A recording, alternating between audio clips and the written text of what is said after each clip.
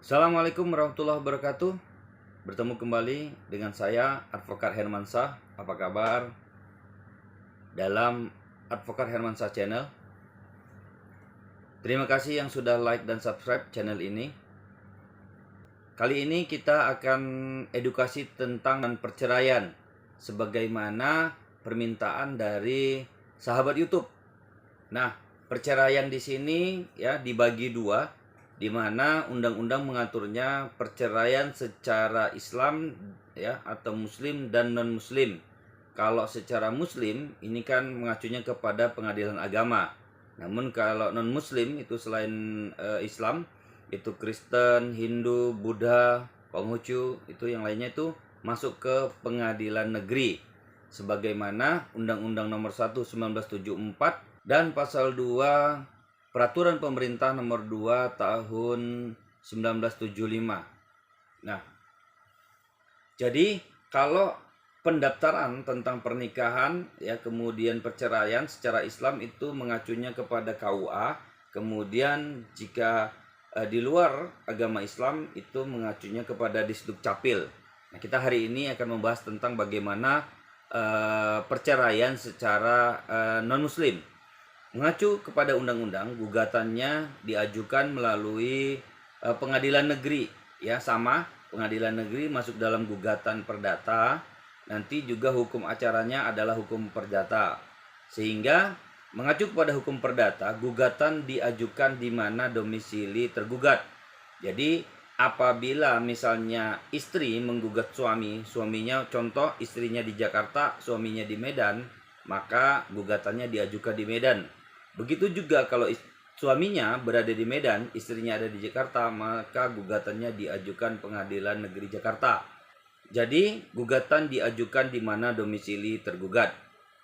Kemudian, apa syarat-syarat dari untuk mengajukan gugatan ini? Dalam perceraian ini, satu, apabila salah satu pihak melakukan perzinahan, kemudian pemabuk, judi, atau hal-hal lain yang tidak bisa dikatakan sembuh atau baik.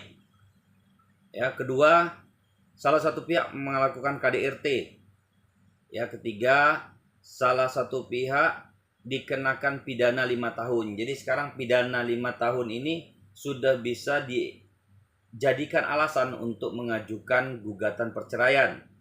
Kemudian salah satu pihak meninggalkan selama 2 tahun berturut-turut. Namun saat ini ya kita 6 bulan saja tidak serumah itu sudah bisa untuk mengajukan gugatan perceraian. Kemudian salah satu pihak menderita penyakit yang tidak bisa sembuh sehingga tidak bisa menjalankan kewajibannya. Ini juga menjadi alasan ya untuk diajukan perceraian. Nah, bagaimana mengajukannya? Ini sama dengan hukum perdata ya, masuk kepada hukum acara perdata ya. Jadi mengajukannya di pengadilan negeri, menyiapkan gugatan dengan alasan-alasan apa yang menjadi dasar gugatan perceraian tersebut ya, seperti apa yang tadi saya sampaikan beberapa alasan. Nah, kemudian itu dilengkapi dengan ada identitas kita, kemudian ada akta pernikahan kita, kemudian ada akte kelahiran anak jika memang nanti ada untuk permintaan hak asuh anak, kemudian jika ada kartu keluarga juga diperlukan. Nah, berapa lama biasanya mengajukan perceraian ini? Biasanya perceraian ini diajukan dalam waktu 3 sampai 4 bulan. Namun tergantung sampai di mana tahapannya, karena nanti ini bisa mengajukan banding, kasasi ya, PK apabila ada pihak yang belum merasa puas dengan putusannya. Tata cara pendaftaran perceraian di pengadilan negeri, karena sekarang sudah memakai IKOT, maka sahabat datang ke pengadilan negeri untuk mendaftarkan IKOT-nya dulu ya. Kemudian dari IKOT itu nanti akan dibimbing ya untuk bagaimana bisa mengupload gugatan ya, nanti ada eksepsi dan jawaban, replik duplik sampai nanti terjadinya putusan. Hal yang paling penting adalah di dalam gugatan jangan lupa mencantumkan bahwa memerintahkan ya pengadilan melalui panitera untuk menyampaikan salinan putusan kepada Disduk Capil, karena nanti akta cerai itu akan didapat di Disduk Capil, bukan dari pengadilan ya, Disduk Capil.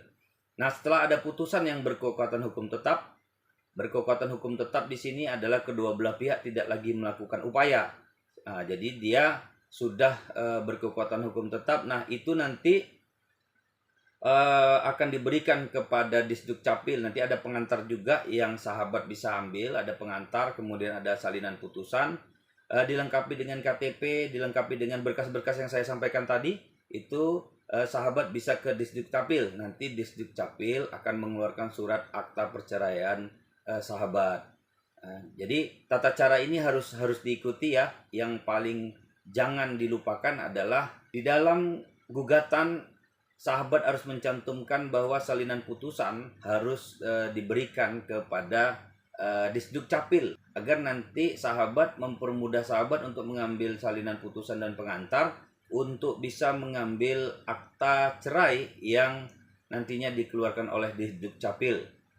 Ya, seperti itu edukasi kita hari ini. Apabila ada yang kurang jelas, sahabat bisa bertanya di kolom komen. Untuk sahabat semua, ditunggu like dan subscribe-nya juga. Terima kasih. Assalamualaikum warahmatullahi wabarakatuh.